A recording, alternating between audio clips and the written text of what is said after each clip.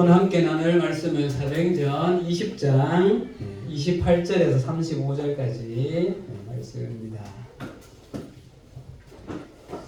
사도행전 20장 28절로 35절까지 말씀 함께 교도하도록 하겠습니다. 제가 28절 읽겠습니다. 여러분은 자기를 위하여 온 양떼를 위하여 삼가라. 성령이 그들 가운데 여러분을 감독자로 삼고 하나님이 자기 피로 사신 교회를 보살피게 하셨느니라.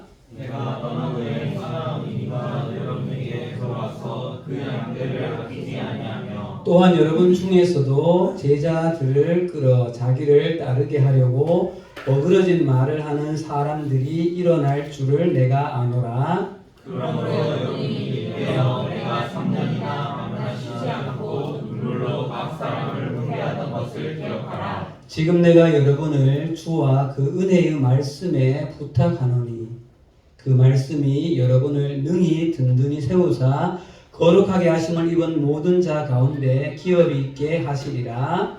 내가 우리나 둘이나 유혹을 당하지 아니하고 여러분이 아는 바와 같이 이 손으로 나와 내 동행들이 쓰는 것을 충당하여 같이요 범사에 여러분에게 모본을 보여준 바와 같이 수고하여 약한 사람들을 돕고 또 주 예수께서 친히 말씀하신 바 주는 것이 받는 것보다 복이 있다 하심을 기억하여야 할지니라. 아멘. 반갑습니다, 여러분. 앞뒤적으로 인사 한번 합시다. 반갑습니다. 네, 우리 드디어 우리 도빈 형제가 전역하고 왔습니다. 박수!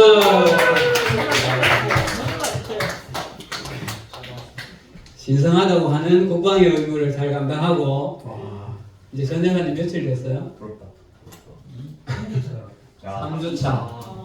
네, 3주차. 좋습니다. 네, 우리 영원자매도 반갑습니다. 네, 박수 한번. 네. 네, 늘 돌아놓고 보면 세월은 참 빨리 가는 것 같습니다. 벌써 오늘이 11월 마지막 주이고 다음 주가 벌써 12월. 네. 올 한 해도 잘 이제 마무리를 좀 했으면 좋겠습니다. 자, 지난주에 우리는 사도행전 하면 또 굉장히 유명한 함께 보았던 우리 20장 몇 절이었죠? 24절 말씀. 여러분 눈으로 빨리 한번 보세요. 그 말씀 무엇이었는지. 조금 다소 좀 부담스러울 수 있는 이 말씀 앞에도 우리는 서야 한다. 그렇게 함께 이 말씀을 생각해 보았습니다. 특별히 이 말씀을 중심으로 우리는 우리 삶을 이끄는 동력이 어디에 있는가를 좀 생각해야 되겠죠. 일반적으로 우리는 자신의 어떤 생명의 안위나 만족을 추구하며 사는 것이 우리 보통 사람들의 삶의 동력입니다. 물론 그게 다 잘못된 것은 아니죠. 그런데 우리는 믿음의 거장, 우리 이 사도 바울의 이 24절의 이 고백 앞에 자신이 만난 예수와 그 예수님으로부터 받은 그 사명이 자신의 삶의 동력이라고 고백하는 이 고백 앞에 우리는 몇 가지를 좀 생각했어요. 그 중에 첫 번째는 이렇게 자꾸 복습하는 이유는 리마인드가 돼야 됩니다. 지난주 거 하나도 기억 안 나잖아, 우리 맞죠? 네. 너무 그렇게 막 예라고 대답하면.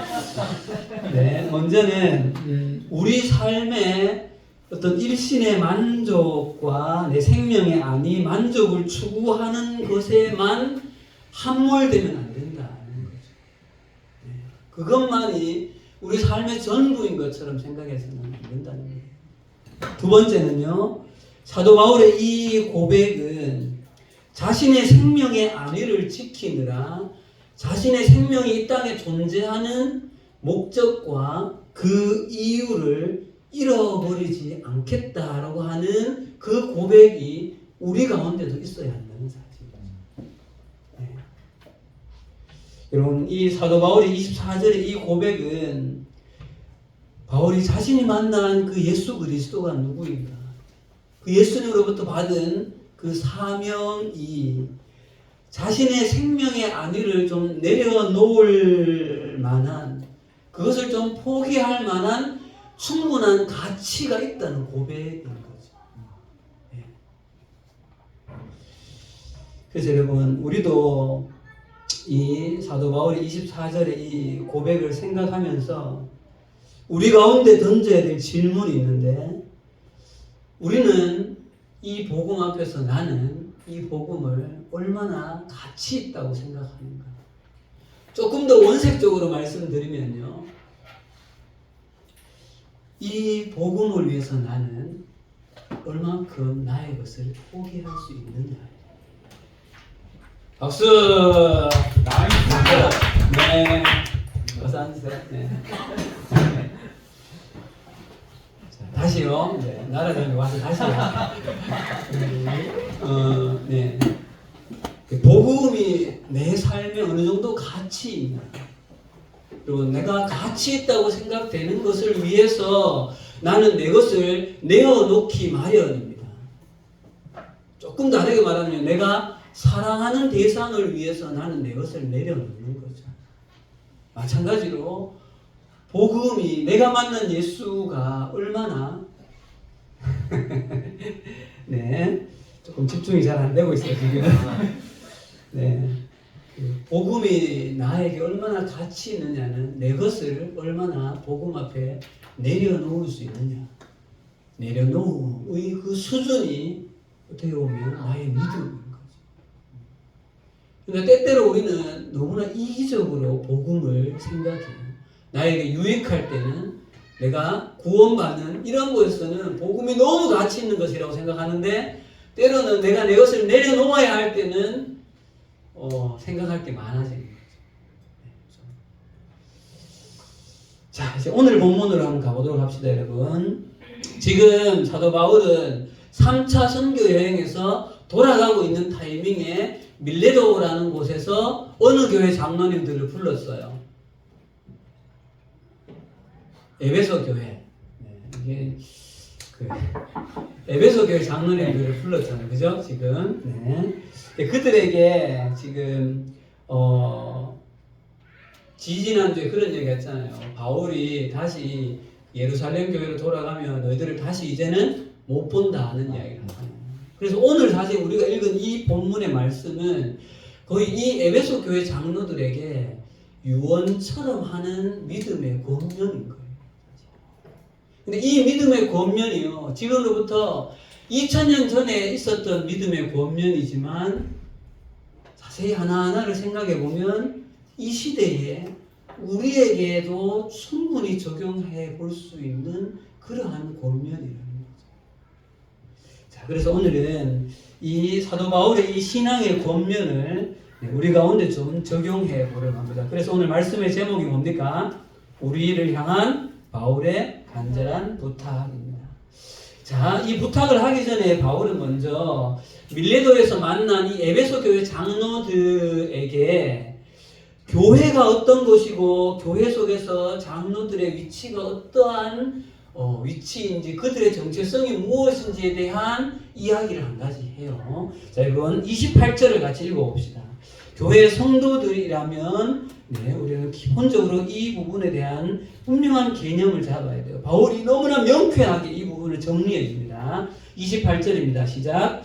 여러분은 자기를 위하여 또는 온 양떼를 위하여 삼가라. 성령이 그들 가운데 여러분을 감독자로 삼고 하나님이 자기 피로 사신 교회를 보살피게 하셨느니라. 이 말씀을 거꾸로 좀 생각에 들어가야 됩니다. 한번 질문해 볼게요. 바울이 고백하는 교회는 어떤 교회입니까? 답이 뭐예요, 여러분? 하나님이 자기 피로 사신 교회라. 여러분, 교회는 예수 그리스도의 십자가의 피로 이 땅 가운데 하나님께서 창조해 놓으신 유일한 공동체가 교회입니다. 그래서 우리는 많은 경우에 어느 교회는 좋은 교회다, 어느 교회는 뭐 이렇다 교회에 대한 평가를 우리는 많이 하게 되어지죠. 그죠? 요즘 대구에서 제일 핫한 교회 하면 떠오르는 교회들이 좀 있죠. 남일교회. 남일교회죠. 네. 네.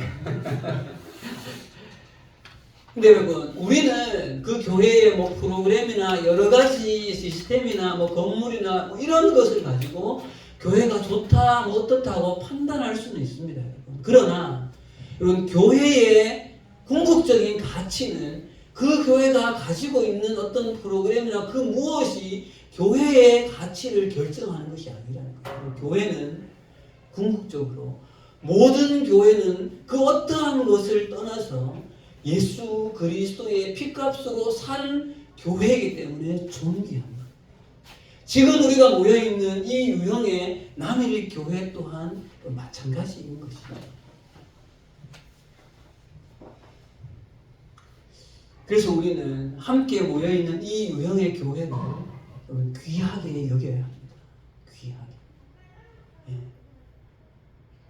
이런 저런 것 때문에 이렇게 비교하게 되어져서 평가절하하거나 이래서는 안 된다. 교회는 교회 자체가 가지고 있는 존귀함이 있다. 그것을 오늘 바울은 하나님이 핏값을 주고 사셨다. 이렇게 표현합니다. 그러니까 우리가 지금 함께 모여서 이루고 있는 이 교회가 예수님의 핏자리인 거예요. 가치. 그래서 모여있는 이 자체가 귀한 거죠. 자, 그런데 바울은 에베소 교회 장로들에게 이렇게 숭고한 가치가 있는 교회 공동체에서 그 함께 마주하고 있는 이 장로라는 신분의 위치가 여러분들은 어떤 위치인가를 똑똑히 기억하라고 이야기해요. 뭔가 하면요, 에베소 교회 장로들이요, 그대들은 에베소 교회의 온 양떼를 위해서 누가 세운? 성령께서 세운 감독자들이다. 이렇게 이야기하죠. 여러분, 분명히 아마 이 에베소 교회 장로들은 사실 누구를 통해서 세워진 거예요? 진 것일까요? 바울을 일행을 통하여서 교회를 목양했던 이 바울이라는 사람을 통해서 아마 세워졌을 거예요. 그러나 하나님께서는 말씀하시기를 성경에 하나님께서 사람을 통하여 세운 것 같지만 하나님께서 세우셨다는 거예요. 성령께서. 네. 여기 표현에 나오는 감독자는 여러분 앞에 봤던 장로와 같은 의미라고 여러분 보시면 됩니다. 그래서 여러분 이렇게 존귀한 공동체인 교회에 그들이 성령께서 세운 여러분들이기 때문에 여러분들은 정말 교회 안에서 막중한 책임이 있음에 대하여서 말씀의 서두에 이렇게 이야기하고 있는 거죠. 자기를 위하여, 그 뒤에 누구를 위하여요? 28절에 교회의 양떼를 위하여 뭐 하라? 삼가라. 그럼 여기서 삼가라라는 이 표현이 가지고 있는 무게감이 사실 엄청난 거예요. 그럼 이 말의 뜻이 언행 심사에 늘 조심하고 주의해서 온 성도들을 돌아보는데 집중하고 전심전력하라는 의미가 이 단 세 글자의 낱말 삼가라는 의미에 포함되어져 있는 거죠. 그런데 여러분 이 삼가라는 말에 이 당시 헬라의 시제가 뭔가 하면요, 현재 진행형 명령법이라는 거예요. 그러니까 무슨 말이에요? 섬기는 동안 계속하여서 이 모습을 유지하라는 거죠. 사실 저는 이 말씀을 보면서 사실 개인적으로 제가 가장 많이 좀 무게감 있게 이 말씀을 받게 되어졌어요. 사실. 그런데 여러분 이 말씀이 여러분 비록 에베소 교회의 장로들에게 하고 있는 말씀이지만 장로들도 교회의 한 일원이고 교회의 한 성도인 거예요. 그러면 교회의 성도들이 알아야 할 분명한 그 무엇인가를 지금 말씀하고 있다는 거죠. 자, 그거를 간단하게 한번 정리해 봅시다. 금방 했던 내용이지만 첫 번째, 우리가 출석하고 있는 이 유형의 교회는 비록 여러 면에서 어떤 부족함이 있고 우리가 보기에 만족스럽지 못하는 그 어떠한 것이 있을지라도 우리는 이 교회가 예수님의 핏값으로 세운 교회임을 알고 정말 귀하게 여겨야 된다는 사실. 그것이 개척교회이건 수십만 명이 모이는 배경교회이건 하나님 앞에서는 똑같은 교회인 것. 두 번째는요, 자, 교회를 구성하고 거기에 부름받아 함께 모여있는 그 성도들과 그 성도들 중에 사람들의, 우리도 지금 교회에서는 투표를 통하여서 직분자들을 세우죠. 그렇게 세워져 있는 직분자들은 누가 세우신 것이다? 성령께서, 하나님께서 세우신 것이다. 그래서 모든 우리 성도된 한 유형의 교회 안에서 성도된 자들은 서로가 서로를 끊임없이 배려하며 존중하며 대해야 되는 것이 교회의 성도들과의 관계의 기본이라는 거예요. 왜요? 모두 다 성령께서 부른 존재이기 때문에. 그래서 여러분, 교회의 직분은 일반 회사들과는 전혀 다른 거죠.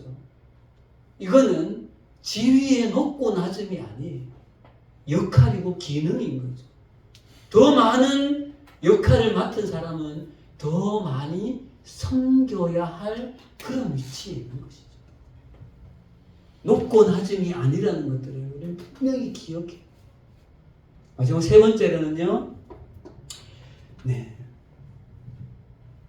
이렇게 교회로 부름받은 성도들은 장로라는 직분뿐만 아니라, 그건 말할 것도 없고, 권사님이든 집사님이든 누구이든 한 그냥 교회의 평신도이든 누구나 다 교회라는 공동체에 부름받은 성도이기 때문에 삶에서 삼가해야 합니다.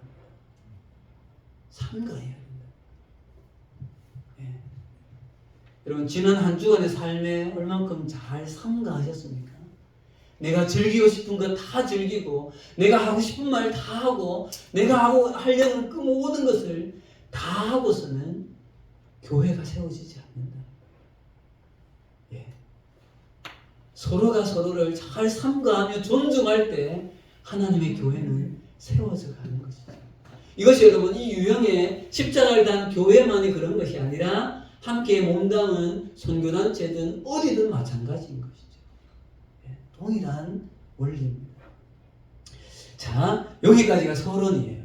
여기까지가 서론이고, 이제 지금부터 이렇게 에베소 교회 장로들에게 너희들이 얼마나 막중한 위치인지, 섬기고 있는 교회라는 이 공동체가 얼마나 귀한가에 대해서 이야기한 이후에 여러분들이 돌아가서 에베소 교회를 목양할 때 그 목양의 양들을 돌아볼 때 가장 중요하게 생각해야 될 세 가지를 지금부터 이제 권면하는 거예요, 여러분. 자, 그것들을 지금부터 이제 생각해 봅시다. 첫 번째는 29절에서 30절입니다. 읽어봅시다. 29절, 30절 시작. 내가 떠난 후에 사나운 이리가 여러분에게 들어와서 그 양들을 아끼지 아니하며 또한 여러분 중에서도 제자들을 끌어 자기를 따르게 하려고 어그러진 말을 하는 사람들이 일어날 줄을 내가 아노라. 여러분, 첫 번째 본면은요, 에베소 교회의 내외부적으로 성도들의 신앙을 미혹할 만한 심각한 공격에 철저하게 경계해야 된다는 거예요. 특히 리더십에 있는 사람들. 자, 이게 무슨 말일까요? 오늘 비유적으로 29절에 누가 공격에 들어온다 했어요? 사나운 이리가. 교회에 진짜 막 이리가 공격에 들어오는 건 아니잖아요. 여기 사나운 이리가 뭐냐는 거예요. 뭐겠습니까? 신앙을 해치는. 그게 뭐냐? 사탄. 크게 보면 사탄일 수 있죠. 작게요, 그 당시에 두 가지를 봐요. 첫 번째는 바울을 계속해서 따라와서 공격하고 있는 자들이 누구예요? 유대주의자들의 유대주의입니다. 유대주의고요. 유대주의에 대해서는 얼마 아니까 좀 넘어갈게요. 또 한 가지는요, 여기 에베소 교회뿐만 아니라 초대교회를 사실은 가장 심각하게 공격했던 것은 영지주의라는 거예요. 한 번쯤은 들어봤을 거예요, 영지주의. 여러분, 영지주의는 어디서 시작된 건가 하면요, 플라톤의 이원론에서 온 거예요, 사실은. 영과 육, 뭐가 가치 있고 뭐가 악하다. 육은 철저히 악하고 영만이 선한 것이다. 그래서 영지, 영적인 것을 알아가는 그 지혜만이 온전한 선이다라고 해서 그런 당시에 만연했던 이단적인 사상이고 신앙입니다. 이 신앙이 교회를 공격해 들어오는 거죠. 예. 자, 그리고 이게 이제 외부에서 침입해 들어오는 것이고요. 30절에 교회 내부적으로는요, 예수 그리스도의 복음이 아니라 복음을 빙자하지만 그 안에 있는 그 누군가가 예수를 따르게 만드는 것이 아니라 인간된 자기 자신을 따르게 하고 조금 더 나가면 자신을 믿게 만드는 그런 사람들을 경계해야 된다는 거예요. 예.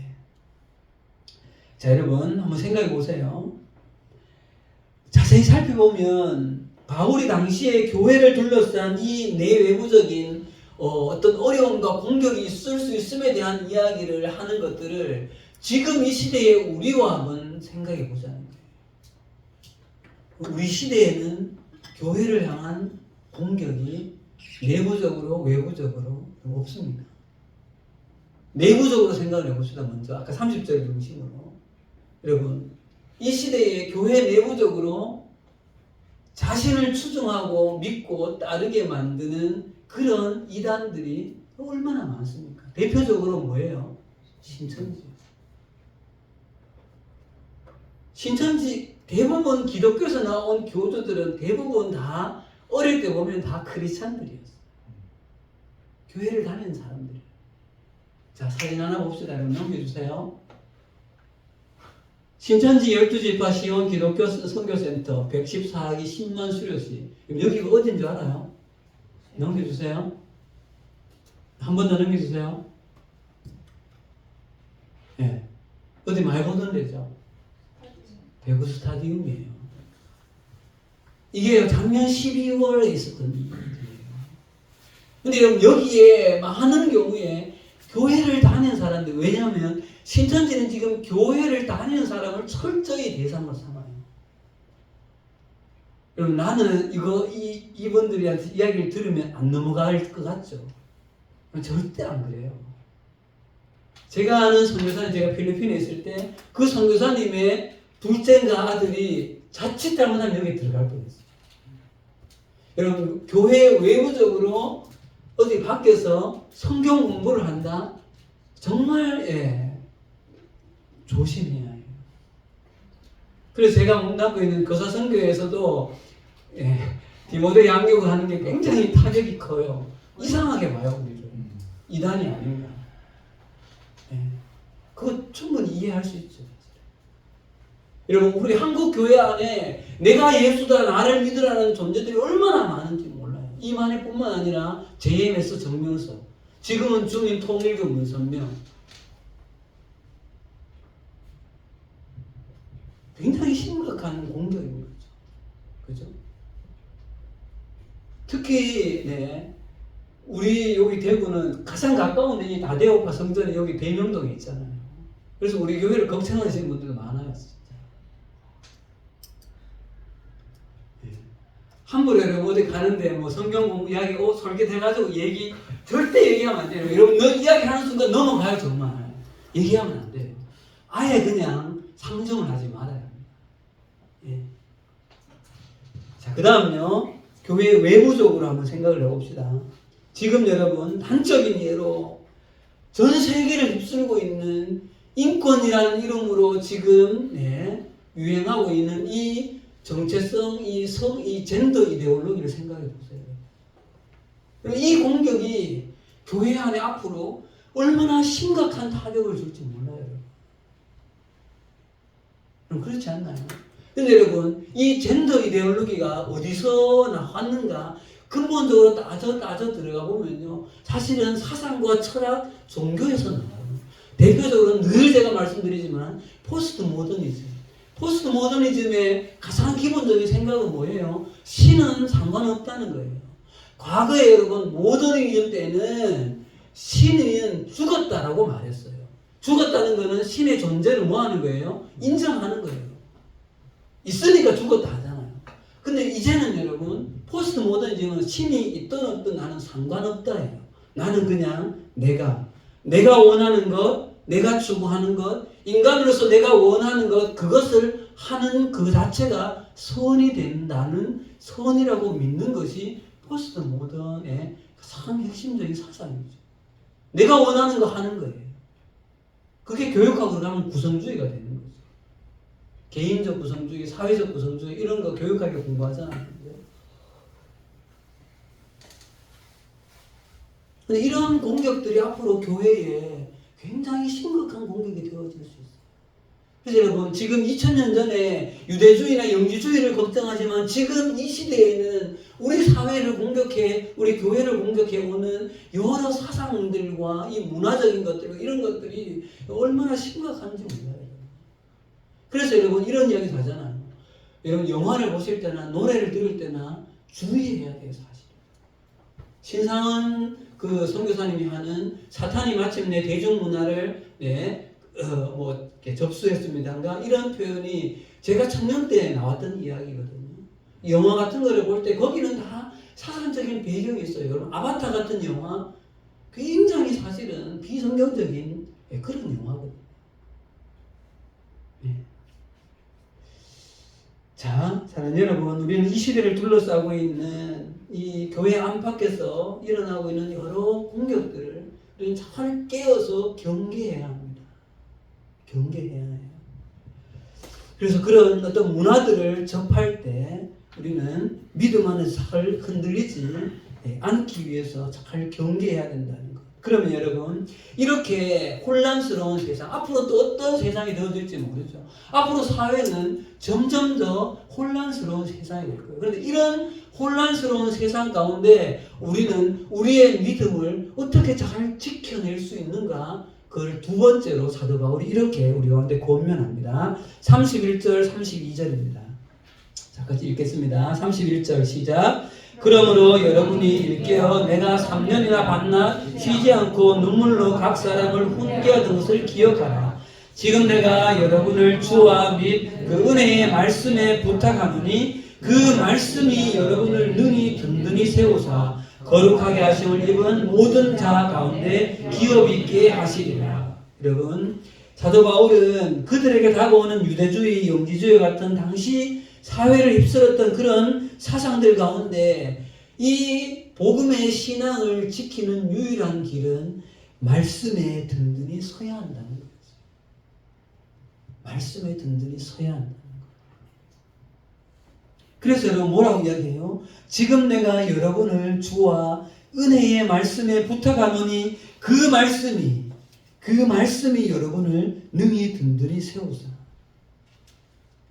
그래서 뭘 부탁합니까? 3년 동안 내가 밤낮 끊임없이 복음에 대해서 하나님 나라의 진리에 대해서 가르쳤던 것들을 기억해라. 지금 여기서 말씀하고 있는 것들은 이 말씀은 사실은 이때 당시에 에베소 교회 성도들이 가지고 있는 성경은 뭐예요? 구약 성경이에요. 그죠? 왜냐하면 이때는 이미 성경이 물론 일부 쓰여진 것도 있지만 대표적으로 성경이 아직 쓰여지기 전이란 말이죠. 그럼 이들에게 듣고 있는 이 말씀이라는 것은 이 바울로부터 들었던 말씀인 거예요. 그것들을 기억하고 그 위에 서라는 거죠. 근데 여러분 한 가지 좀 재미있는 것은 우리는 여러분 말씀에 든든히 서야 한다고 말하면 누가 말씀에 든든히 서야 한다고 생각해요? 내가 말씀에 든든히 서야 한다는 이런 생각을 하잖아요. 뭐 그 말이 틀린 건 아니에요. 근데 오늘 표현을 보면 뭐라고 되어 있어요? 말씀이 나를 든든히 세운다 이렇게 되어 있죠. 저는 이 표현이 좀 새롭게 들리는 거예요. 여러분 내가 말씀에 든든히 서야 합니까? 말씀이 나를 든든히 세우는 겁니까? 이 두 가지는 선순환의 관계예요. 여러분 내가 말씀에 서려고 몸부림을 칠 때 그 말씀이 그때 내가 인격적으로 말씀 앞에 내가 나아갈 때 그 말씀이 나를 든든히 세우는 것이죠. 이것들을 경험한 사람은 또다시 말씀으로 가는 것이고 그렇게 가는 사람은 또 말씀이 그 영혼을 붙잡고 있는 거예요. 이 선순환 관계가 우리 가운데 이루어져야 하는 것이죠.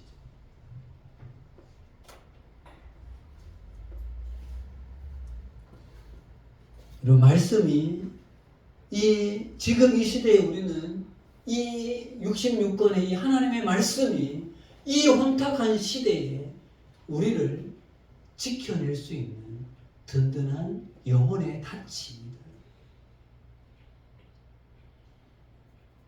제가 예전에 그 교사로 발령받고 나서 이런 생각을 한 적이 있었어요.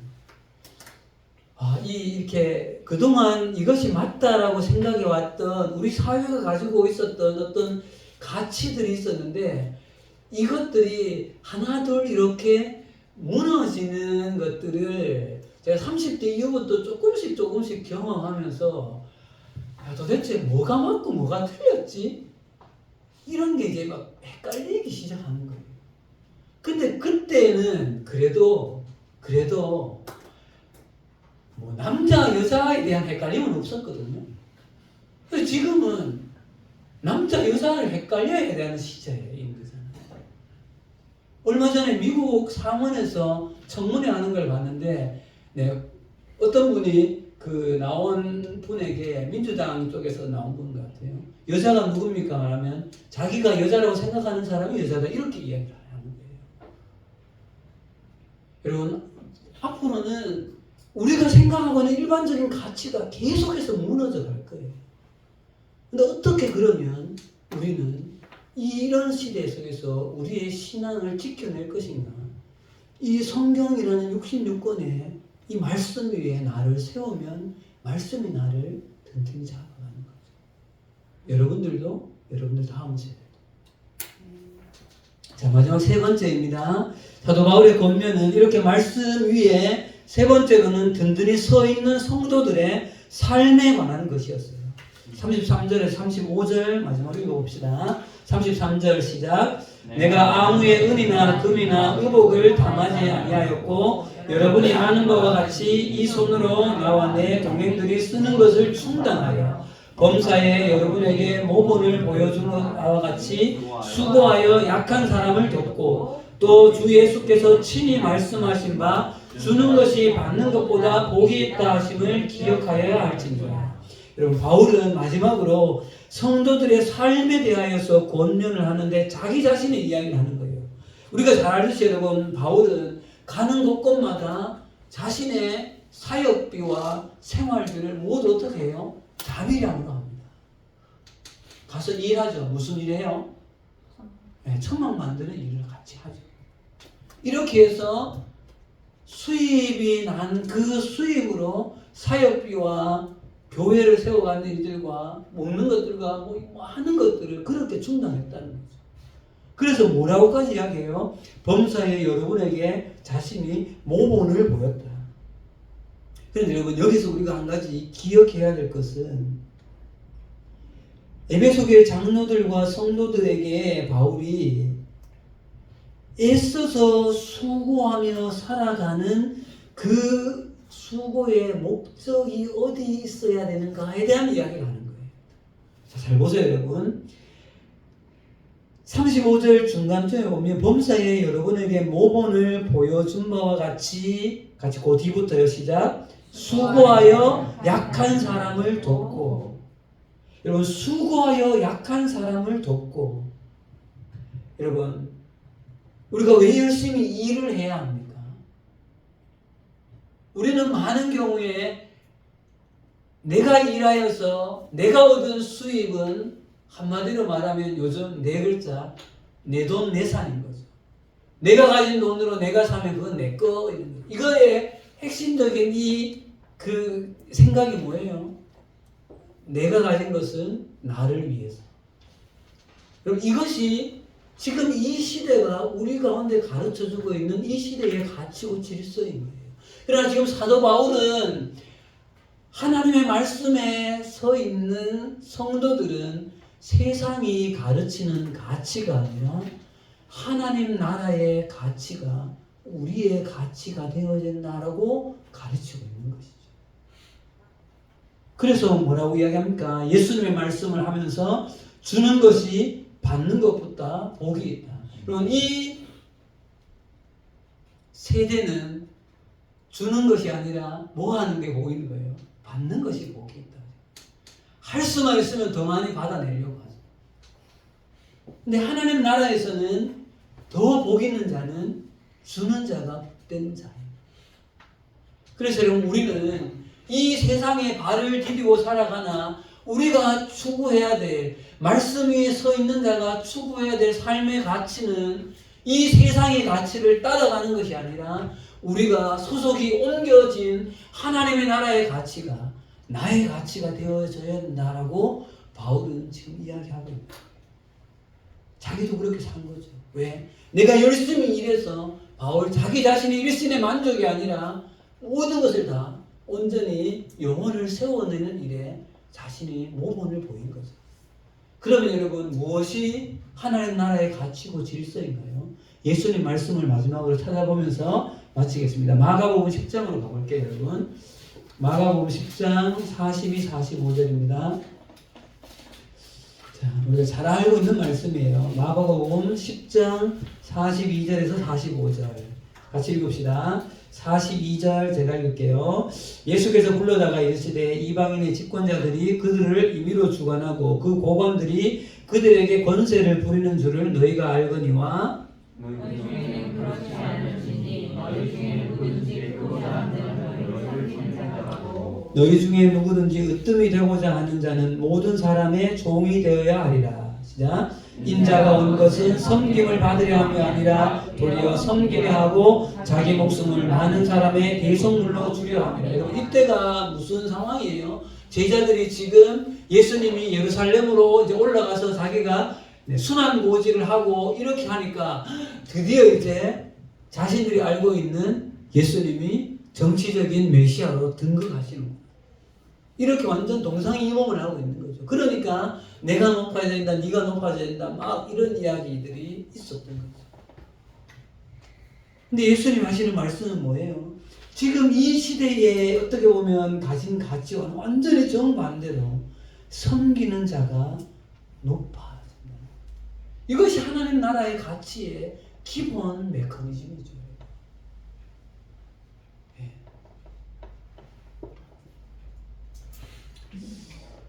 제 말씀을 마치겠습니다, 여러분. 우리 역시 하나님 나라로 부름받은 한 교회에 함께 몸담은 성도들입니다. 지금 바울은 에베소 교회를 걱정하며 장로들에게 너희들이 목양을 할 때 이 세 가지 포인트를 주의하라고 권면하고 있습니다. 동일하게 우리 시대에도 마찬가지입니다. 여러분 내외부적으로 우리의 신앙을 흔드는 공격이 있음을 기억하십시오. 그리고 여러분 말씀에 서야 합니다. 여러분 요즘 얼만큼 말씀 가운데 여러분의 삶을 세우고 있습니까? 큐티이든 통독이든 설교 말씀을 듣는 것이고 말씀 위에 서지 않으면 말씀이 양식입니다. 마지막 세 번째로 우리는 이 시대의 가치를 따르는 것이 아니라 하나님 나라의 이 패러다임으로 우리의 삶을 전하는 거예요. 왜냐하면 이 세대는 이 세상은 이미 하나님 나라가 도래해 있기 때문에. 지난주 우리 그 책 봤잖아요. 일본 사람 이번에 망했는데도 계속 일본을 위해 싸우고 있는. 여러분 이 세상에 하나님 나라가 여기 왔는데 세상의 가치를 계속해서 추구한다는 것은 그 일본 군사하고 똑같다는 거예요. 자, 우리도 믿음 가운데 이렇게 이 세 가지를 잘 주의하며 우리의 신앙생활 했으면 좋겠습니다. 기도하겠습니다. 하나님 아버지 은혜를 감사합니다. 우리 가운데 하나님 오늘 에베소 교회 성도들과 그 장로들에게 권면하는 이 세 가지의 권면을 보며 우리도 이 시대 가운데 우리의 삶을 우리의 믿음을 잘 일깨워가는 우리 남일교회 중고등부와 우리 삼청님부가 될 수 있도록 인도하여 주옵소서. 예수님 이름으로 기도합니다. 아멘.